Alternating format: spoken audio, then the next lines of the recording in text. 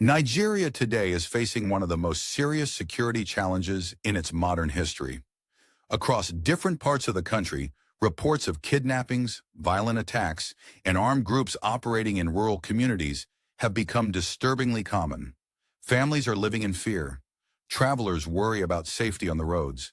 And many communities now depend heavily on local security groups just to survive. For millions of Nigerians, insecurity is no longer just a headline. It has become a daily reality. The cost paid by the military. Another painful part of this crisis is the loss of Nigerian soldiers. Members of the Nigerian armed forces continue to risk their lives in operations against armed groups and criminal networks.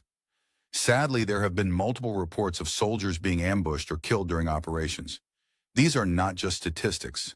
They are fathers, sons, brothers, and friends who made the ultimate sacrifice while serving the nation. Many Nigerians are now asking serious questions about strategy, intelligence gathering, and whether the military is receiving the full support it needs to confront these threats effectively. Statements raising national questions. Recently, a controversial statement circulated online from Islamic cleric Ahmed Gumi during a televised discussion. In that conversation, he reportedly suggested that individuals within government structures are aware of certain armed groups and even know some of them by name and location. The statement quickly sparked debate across Nigeria. Many citizens reacted with shock, asking an important question. If such information truly exists, why are these groups still able to operate and carry out attacks? The comments triggered discussions about intelligence coordination, government transparency, and the urgency of addressing the security crisis. Citizens facing economic pressure. While insecurity continues to dominate headlines, many Nigerians are also dealing with economic hardship. Rising costs of living, unemployment, and discussions around increased taxation have added to public frustration. For many households, the concern is simple. If citizens are struggling to survive economically and insecurity remains widespread, should the focus be on increasing financial pressure or on restoring stability first?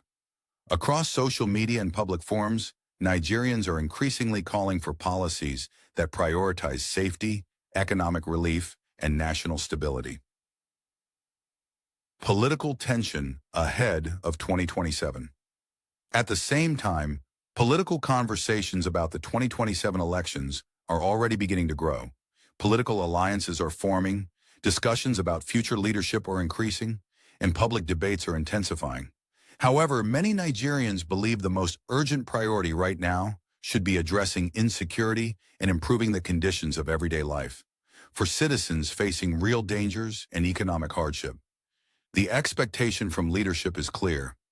Focus on solutions that protect lives and restore confidence in governance. Closing Nigeria remains a nation full of potential. With its large population, vibrant culture, and economic resources, the country has the strength to overcome its challenges. But solving insecurity requires more than speeches. It requires transparency, coordination, accountability, and leadership focused on protecting the people.